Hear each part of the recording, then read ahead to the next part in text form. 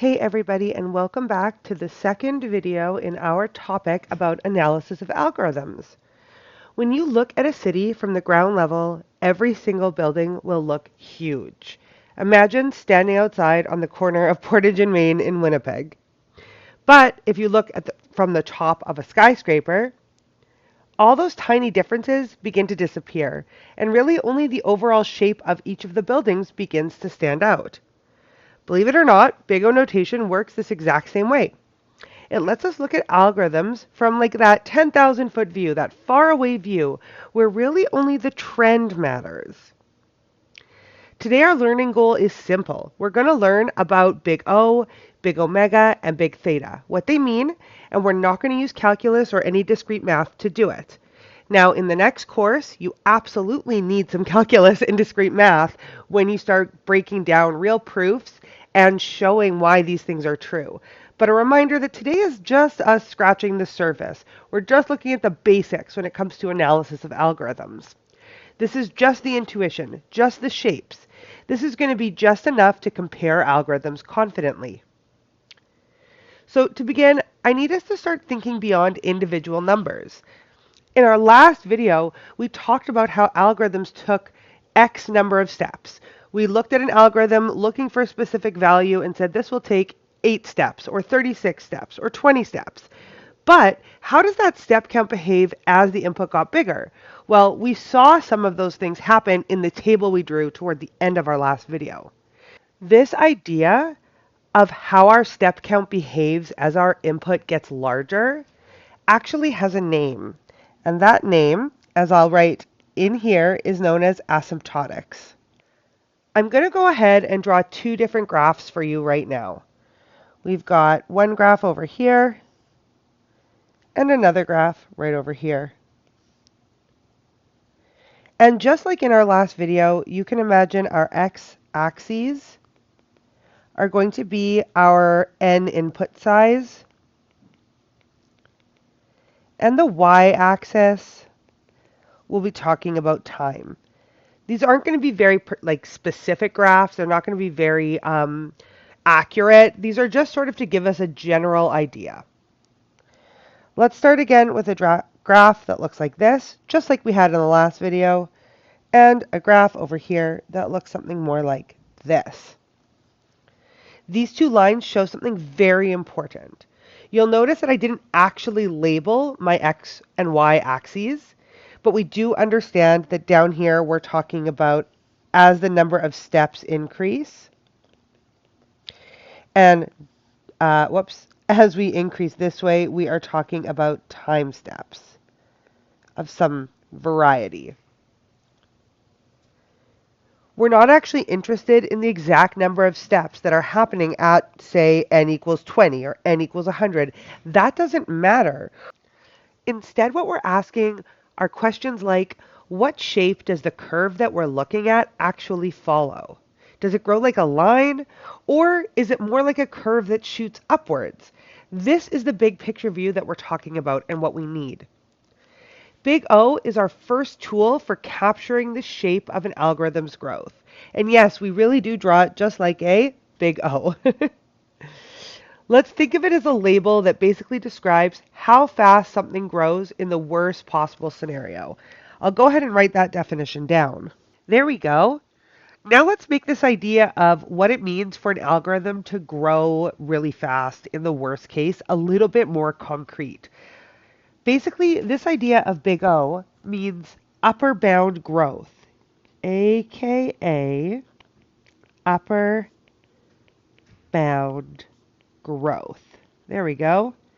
I'm going to go ahead and write out a simple function, and then we're going to count the steps together. Hopefully you can see that this isn't really actual code. It's more like pseudocode. But what we're just trying to get an understanding of here is how a function and the number of steps sort of interact with each other and how we can connect that back to this idea of an upper bound growth. So when we look at this function, we can see here that I have a for loop. And I'm telling you that this for loop has something like 3 units of work in it, something that takes 3, quote, steps.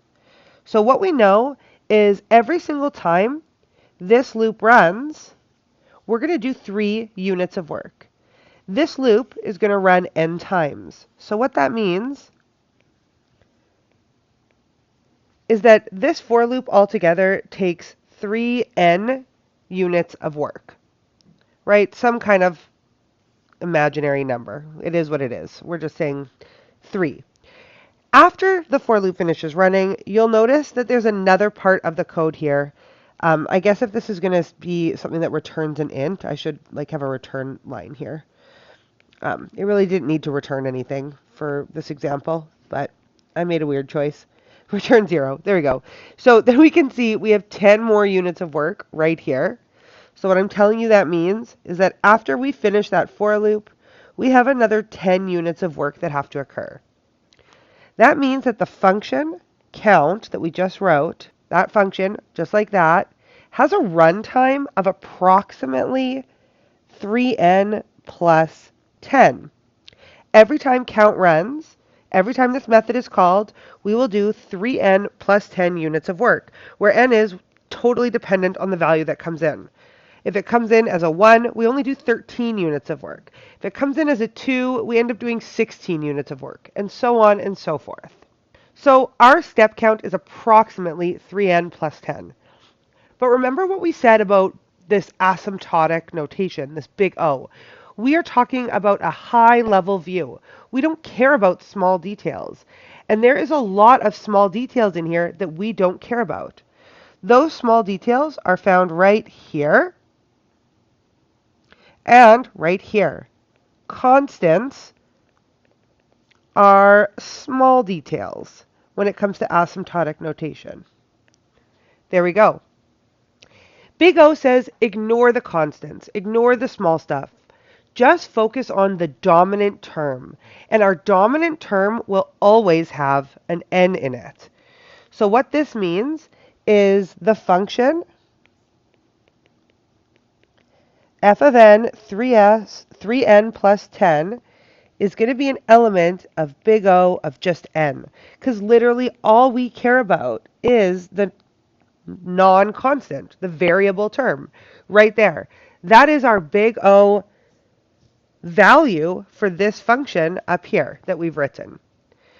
Why are we doing this? Well, because as n gets very large, the linear part will dominate everything else. It doesn't matter if n is 1 or if n is a million, 10 stays 10. And believe it or not, this multiplication stops mattering as well.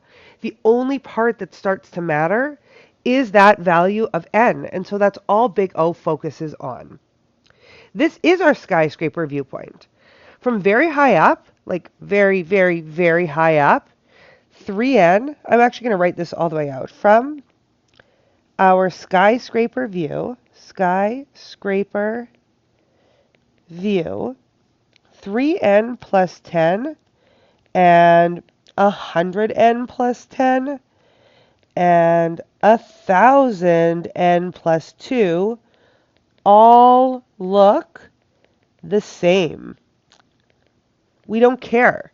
They all look pretty much the same. All we care about is the fact that they are growing linearly, that they are taller buildings than flat park ground or whatever, it might be. And this is us talking about an upper bound. We are basically just saying, what is the tallest building in the area? What is the longest runtime that our code might take to run? And all we care about is the variability in that, which is that n value. Now, upper bound growth isn't the whole story. We also have two other terms. We have a term known as big omega, and it looks something like this. And we have a term, big theta, and it looks something like this. This one right here is our at least as fast. And this one over here is our average, or exactly as fast. Now, I haven't said it very much yet in this lecture series, but I am not a mathematician by any means. So if you're a mathematician watching this, you may not like some of the terminology that I use when I use words like at least as, or exactly, or approximately, when you may feel much more strongly about some of this terminology. But one of the beauties of computer science math, at least in my capacity, is that skyscraper view. So I sort of take that approach to all of my math. Sometimes some of my terminology gets sort of lost in the wash with that. Just keep that in mind as we're going through discussing some of these basics and foundational information around analysis of algorithms. So when we want to talk about something being at least as fast or exactly this fast, exactly this shape, this is where big omega and big theta come in. Now, in order to really understand what it means for us to write a line that looks something like this up here, oh, that was odd, something like this up here, we do have to dive just a tiny bit into what I wrote. The function that we're actually dealing with, the f of n function that we're dealing with, is this one right here. And in proper counting of steps, I could come up with an exact number in terms of how much time that algorithm would take to run, how many units of work, how many steps it would take for that algorithm to run. Now, what I wrote over here is the really important piece, of course, when we're talking about asymptotic notation. If you don't know what this tiny little e means, it means is in the set of, right? Or is an element of. Try to do my math friends some kindness. It's an element of. And what it's an element of is it's an element of this big O of n. And what that means is this algorithm runs no slower than other algorithms that fall into this category of algorithms. Big O of n is really describing a set of functions that run in linear time. O of n describes a set of functions that runs in linear n time.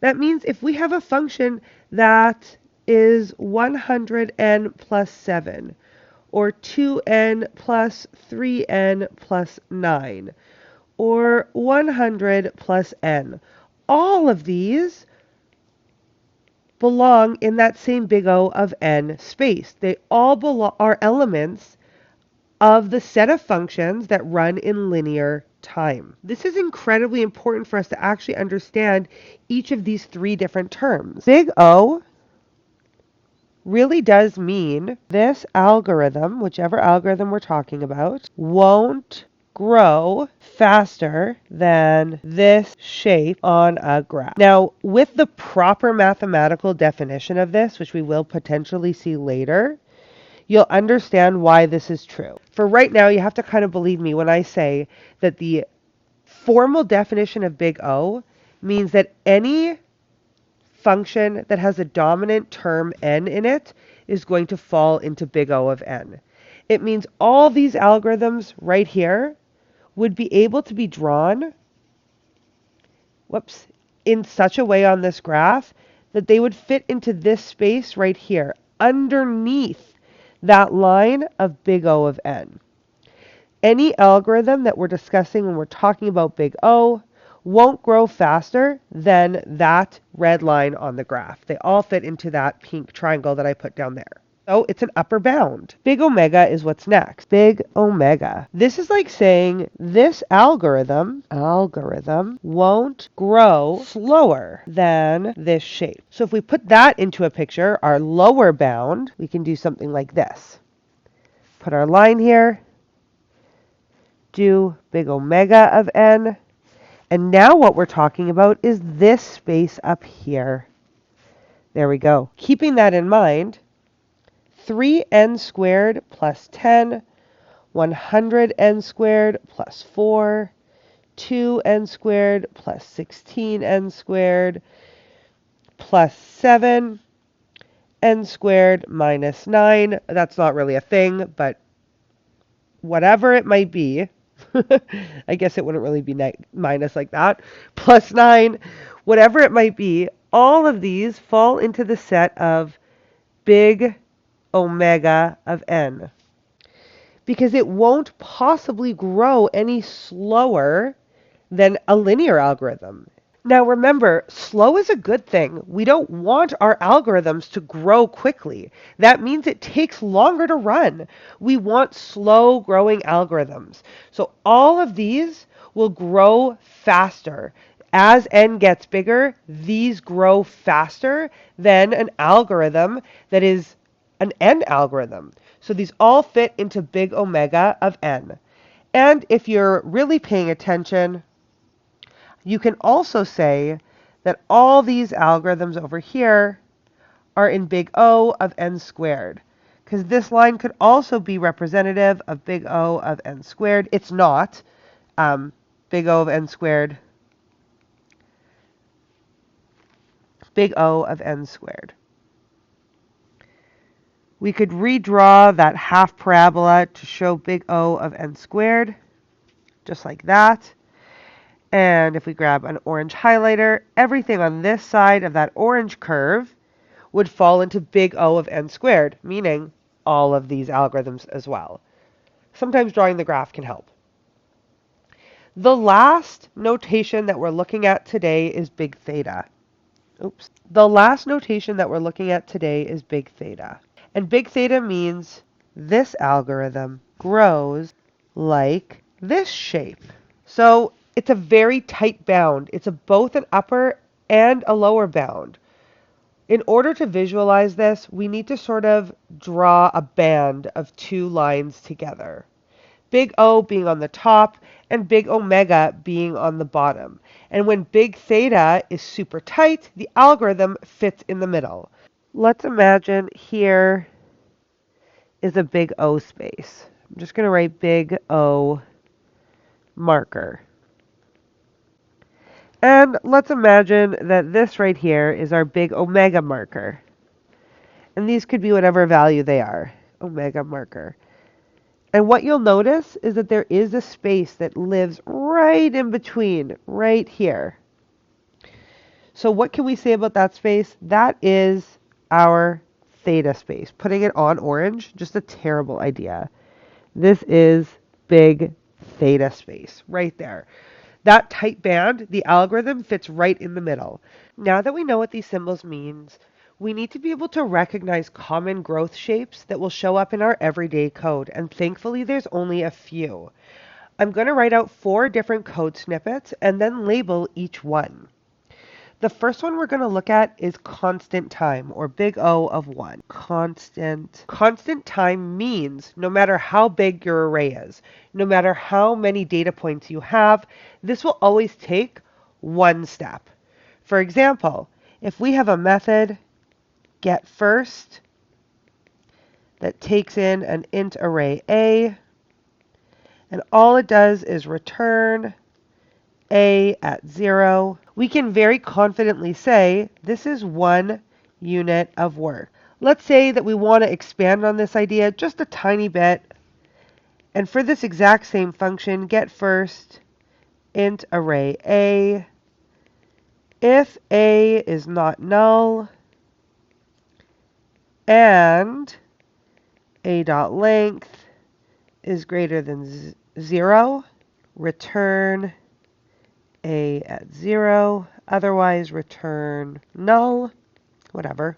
Here we can see we have 1 unit of work here being our if statement, and here we have 1 unit of work here, which will also be a statement. Here we have a total of 2 units of work. What we notice is neither of these functions, whether we do it just directly or with this, care at all about the size of n.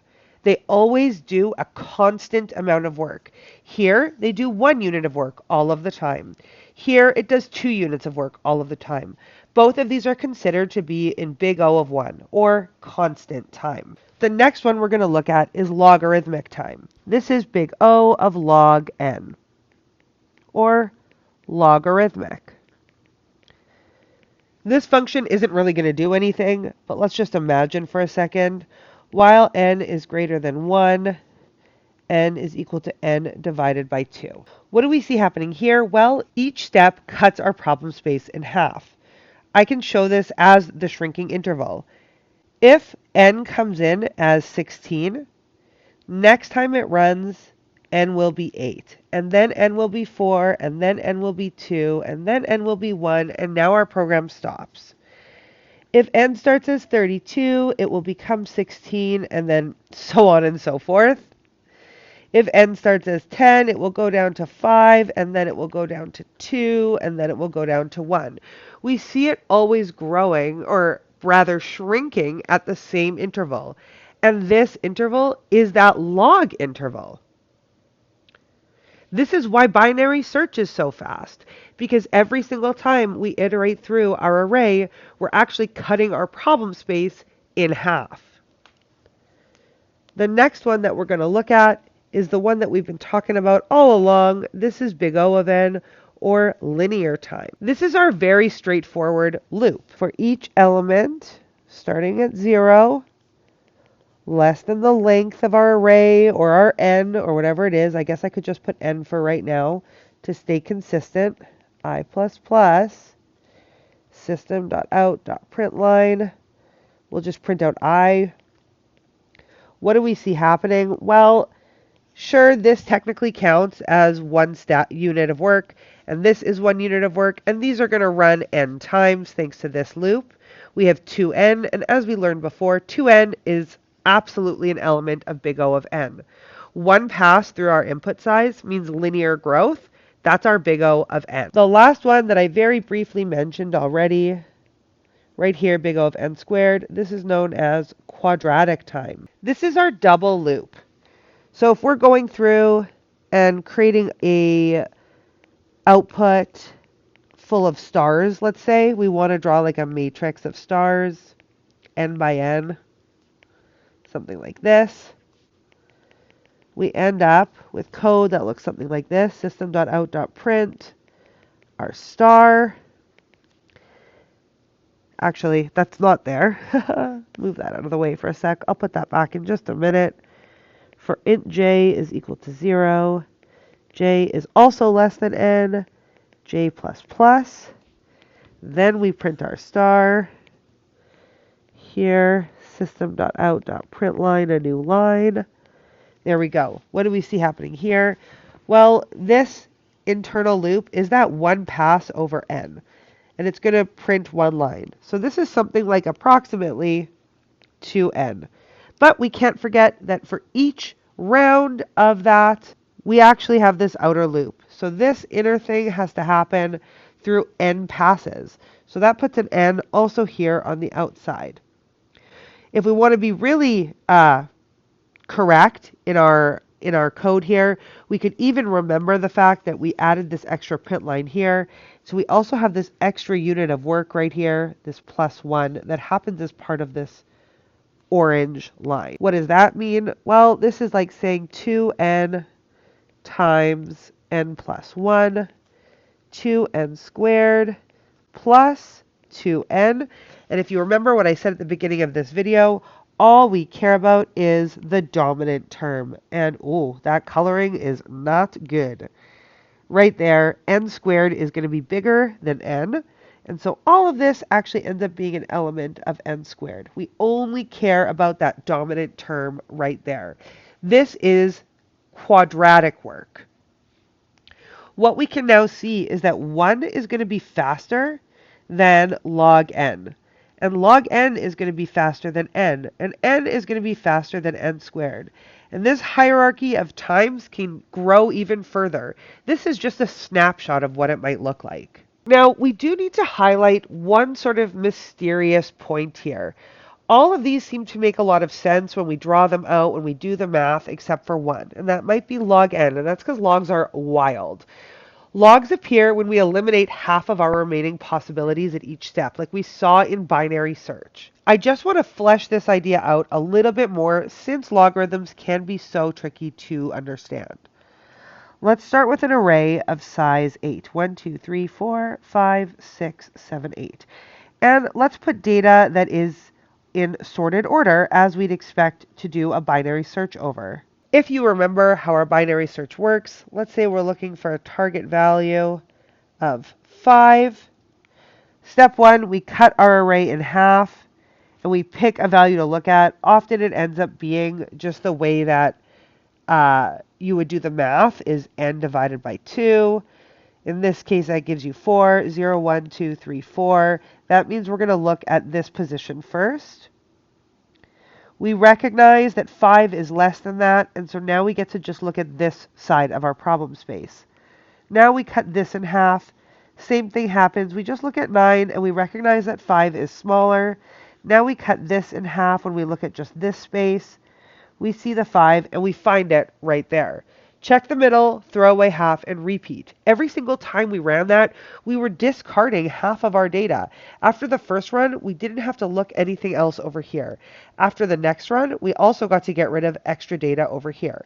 And after the next run, we just so happened to find it at that point in time. The problem space keeps shrinking, and it's shrinking drastically. This is why log time algorithms explode in usefulness as our data size gets bigger and bigger. You don't actually need to understand formal logarithms in order to understand this point. Just remember that when we repeatedly have our program in size, it's logarithmic time. Now, here's the whole idea of what we've looked at in basically one breath. We've looked at big O, big omega, and big theta, which all describe growth shapes of our algorithms. We drop our constants and all of those small details, and we only keep the dominant trend as our n gets larger.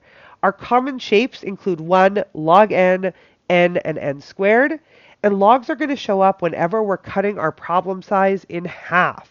In the next video, we're going to explore how different inputs can make the same algorithm behave in very different ways. Thanks everyone, and I'll see you in the next video.